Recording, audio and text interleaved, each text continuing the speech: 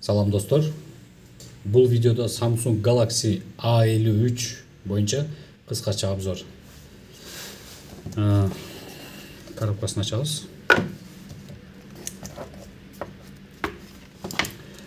Так.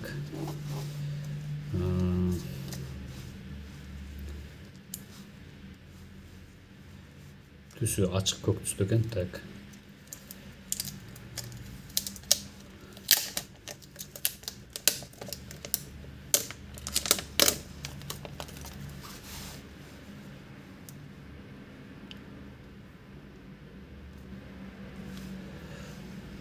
Пока телефон жаңгача.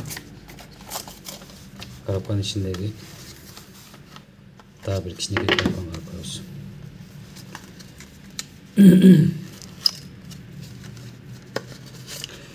Бул телефондо бирки A23, A13 окшоп зарядный устройствосунда жана головкасы жок, жөн эле кабель.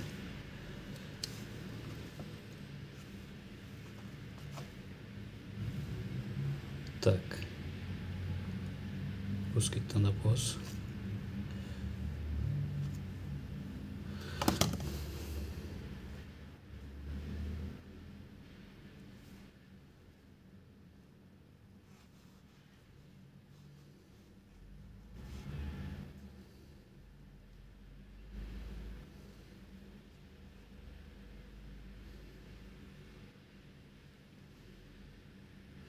Негизи телефон биринчи жолу жаңы жанып атканда ушундай болот, бардык эле телефондо.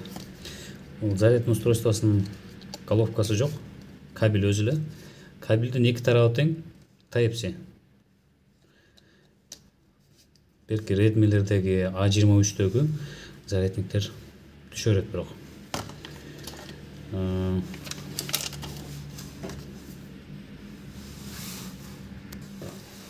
Телефон жаңгыча видеону атайын токтотуп турдум.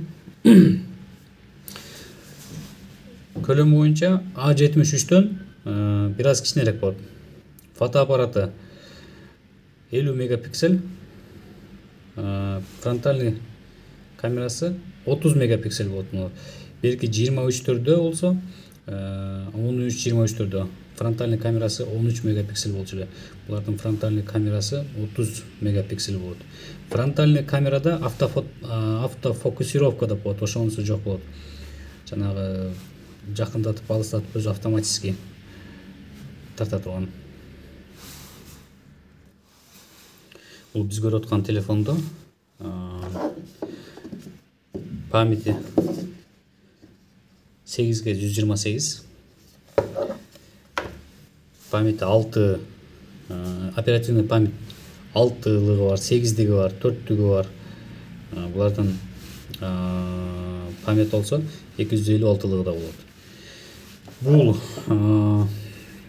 8ге 128 дегенибиз оперативный память 8, память 128 болгондо булардын ценасы Кыргызстанда 29 миңдин айланасында, где-то 29 миңдин көбүнчө үстүндө болот. 29.500 арзаныраак жерлер болсо 29 миңден деле арзаныраак болушу мүмкүн. Эгер оперативный память 6 болгон болсо, анда мындан 1000 сом, минимум 1000 сом, даже 2000 сом арзан болот. 8ге 256 деген болот. 256 гигабайт. Булар болсо уже 30дун үстү. 32, 31,5-дын үстү болот по-любому. В любой жерде, Кыргызстандын бардык жеринде. 8, оперативка 8, память 128 болгондо. Эми бул так. Бул телефондун айырмасы кандай? A23, A33'төрдөн. Биринчи очередте булардын айырмасы процессорунда болот. A23'тө эле бул деле A23'кө азыр A23 жөнүндө айтпайбыз, бирок мындай салыштырмалуу көрсөтүп коелу. Коробкасында мисалы коробкасы жука, ичинде зарядник жок. Только кабель болот. Салыштырмалуу булардын фотоаппараты бир аз эле разницасы болот. Ночной видение, ночной режимде A53'төр жакшы тартат, чем A23, 33'ка караганда. Эми фронтальный болсо намного бир кыйла жакшыраак тартат. Анткени бунда фронтальный камерасы, алдыңкы камерасы 30 мегапиксель болуп атат. А берки 23-төрдө болсо, А23-төрдө буларда 13 мегапиксель. Негизинен алып караганда экөөнүн тең экраны супер AMOLED, экөөнүн тең заряды, батарейкасы 5000 мАч, экөөнүн көлөмү деле бирдей. Жок, 53-түкү бир аз кичинерээк болот. Бааларын ала келсек, бул A23-төр болсо, мен колумдагы 4К128. Булардын баасынан даже 10 миңден деле ашык разница чыгып калат. Бул мисалы 29 миң болгон болсо, A23-төр 16 миң, 17 миң где-то ошондой болот. 128-ликтер. Эң негизги айырмасы бунун процессорунда болот.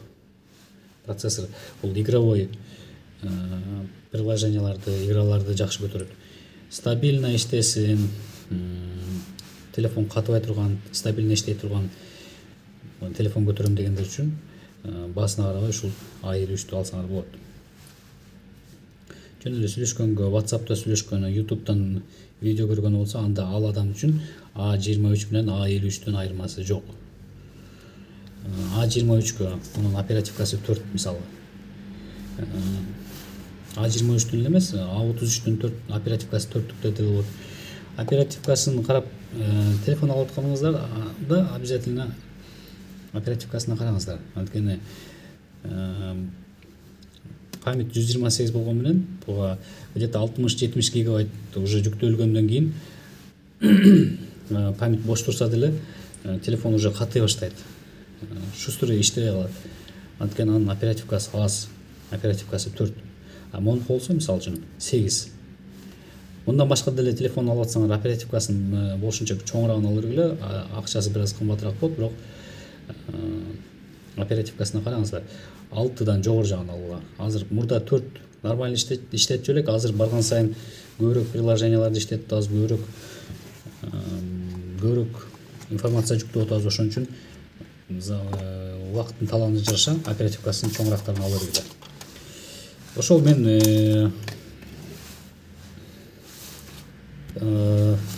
мен айтайын дегеним, эгер жөн эле телефонду сүйлөшкөнү, видео YouTube'дан видео көргөнү, Facebook'ка кирип, же болбосо WhatsApp'та сүйлөшкөнү гана ошол эле нерселерди активный иштетсеңиз, башка нерсеге кереги жок болсо, анда сизге A53 эмес, A23 алууга деп айтат элем. A13 даже алсаңар болот. A13-төр болсо, булар 15 миңдин айланасында болот булар. A13-төр, A23-төр болсо 16-17 миң айланасында. Анткени бул разницасы көп иштетпеген адамдарга арзаныраак алгыла деген себеби, разницасы 11 миң, 12 миң, даже 13 миңге чейин чыгып кетип атат. Ал эми оюн ойной турган, приложениялар көбүрөөк иштете турган, көбүрөөк маалымат жүктөй тургандар болсо, анда A23-тү эмес, ойлонбой эле баасына карабай A53-тү, A73-тү, еще оперативкасы 8 деген алгыла. Памятин деле 256-сын алсаңар, андан да жакшы болот.